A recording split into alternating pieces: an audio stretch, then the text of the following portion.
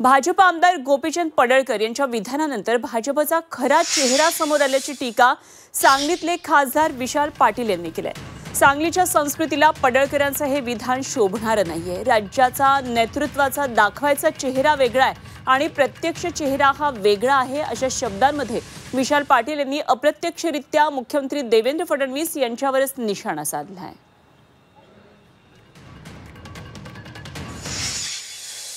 अशी भाषा करत असतील तर त्यांचा खरा चेहरा पुढे येतो। कदाचित राज्य नेतृत्वाचा दाखवायचा चेहरा वेगळा आणि प्रत्यक्ष चेहरा वेगळा आहे। या जिल्ह्याचा सुद्धा भाजप पक्षाचा दाखवायचा चेहरा वेगळा असेल, तो खरा चेहरा आज जनतेपुढे आलेला आहे। दुर्दैव आहे, राजकीय संघर्ष होत राहणार आणि राजकीय भांडणं राहणारच, पण ही परंपरा जर तुम्हाला सांगलीत आणायची असेल तर मला अडचण वाटते।